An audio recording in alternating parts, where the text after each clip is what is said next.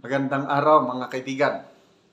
Pag-usapan natin itong post ni Sas Rogando Sasot na nananawagan siya sa mga netizens, lalo na mga DDS, na suportahan ang Philippine National Police, suportahan ang PNP Chief General Marbel. Okay, so ano bang dahilan?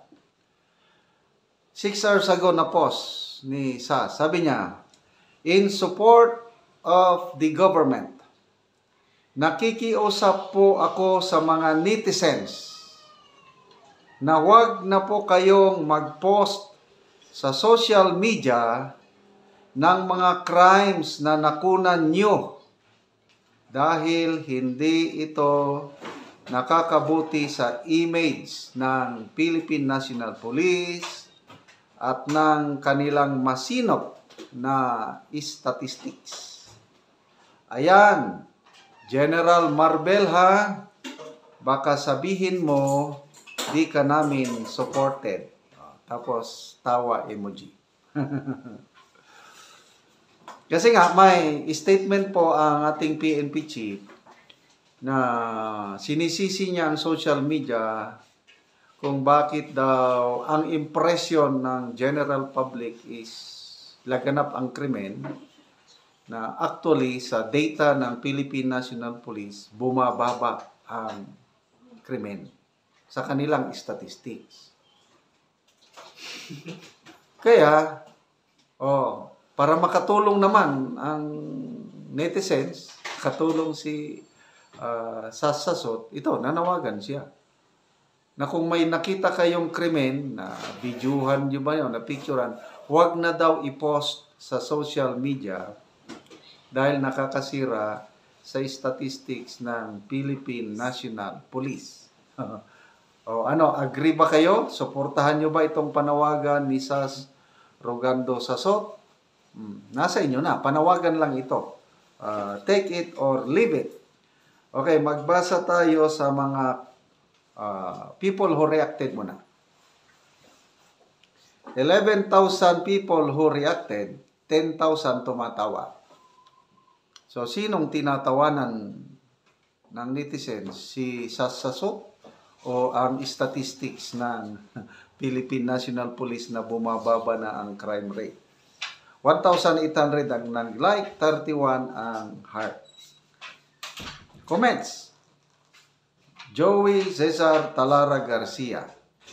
Mas invested ang PNP sa pag-account ng attendees ng birthday gathering ni PRRD all over the world. Imagine, 60,000 total attendees in 200 locations. 300 persons lang pala per location. Kudos to PNP. Anyway, yun ang bilang nila, estimate nila 60,000 lang. Ay, nakakatawa. Wilma Ascora. No need. They are putting muds in their own faces. Andy Huatco. Huwag na mag-post ng negative. Nakakahiya sa mga friends at kamag-anak ni Marbel. Baka mabuli siya at masabihan na useless at inutil. Kung kailan pa lumaki mga sweldo at bonus. Achilles Dagkutan. Yes, ma'am. Sas Rogando Sasot. Gaya ng nakita sa post sa Antipolo, away sa daan. Oo nga, napanood ko ito. Grabing away. Away sa daan, pinagbabaril ang kasuntukan at nabaril din ang asawa pero wala akong nakikita, ma'am. Trending yan. Wala na po akong tiwala sa kapulisan. Nakakaya na ang Pilipinas. Arim Jacob. Busy kami magbantay sa mga Duterte imbes na magtrabaho. Arnel Karin. For safety daw natin yon. Baka kasuhan tayo ng inciting to sedition kapag nag-post tayo at nasira ang statistics nila. John Glenn Ogsang. Noted po, maging civil na po kami. Kung magbarilan ang mga pulis at mga pasaway sa lipunan, wala po kaming nakikita. Bahala na po sila. Yung mga taong namamaril sa daan, ng mga inosente, mga biktima, ng mga adiktos, ipagpatuloy nyo lang yan. Huwag po kayo mag-alala. Okay lang po yan sa panahon ito at bahala na kayo. Sheila May Bordios. Mabuhay ang mga kriminal at adiktos. Finally, may tagapagtanggol na sila. Abilido Box. Useless naman mainstream media. Kaya people find ways to spill the beans. Okay, speaking of mainstream media,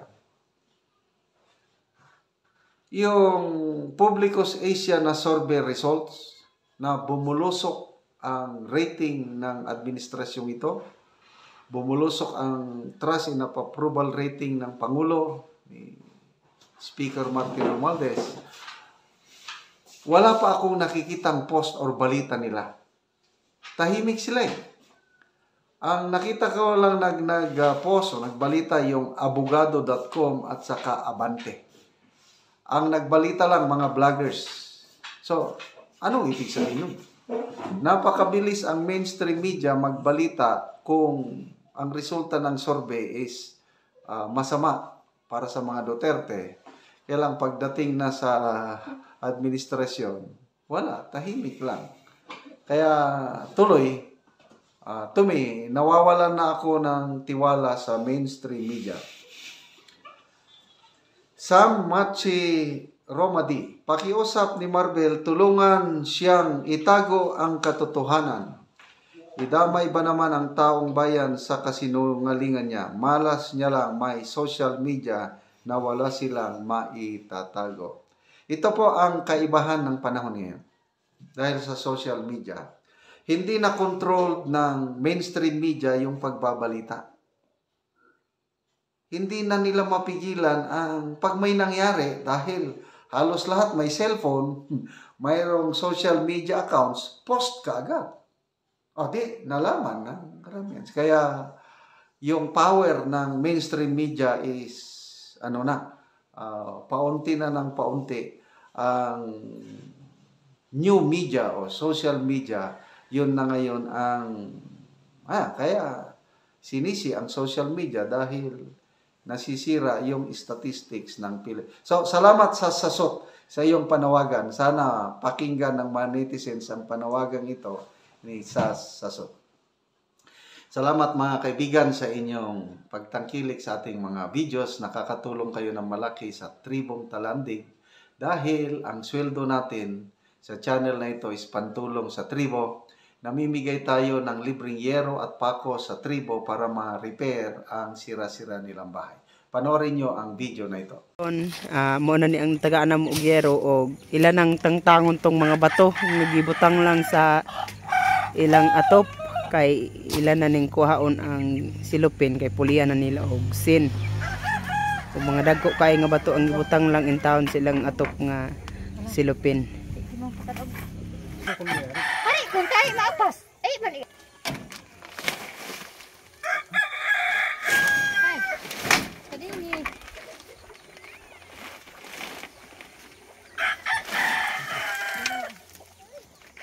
Oh, babaki dia pa ako minsan ko ano. Siya, ikot ko. Pwede higatot mo.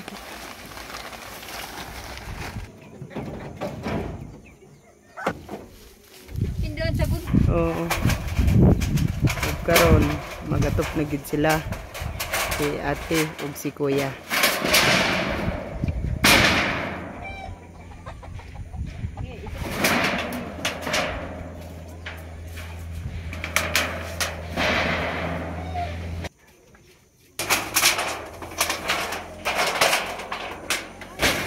Karon ate, kuya, unsa inyong ika-istorya nga karon bago naman ang inyong atop? Unsa inyong ika-sulti? Unang-una, salamat gid sa Ginoo sa gatanaw sa video. Salamat gid sa sa nga nakaatop na mig bag-o nga dili na mi ulanan. Oo. Salamat gid sa nagtan-aw video sa amo. Daghan pa inaot nga daghan pa ang inyong matabangan nga sama namo nga pobre. Oo. Karon naka-atop na yun may senior. Oo. Nga among atop. Okay. Oo. Di na may ulanan. Di na mo ulanan. Salamat kayo. Oo.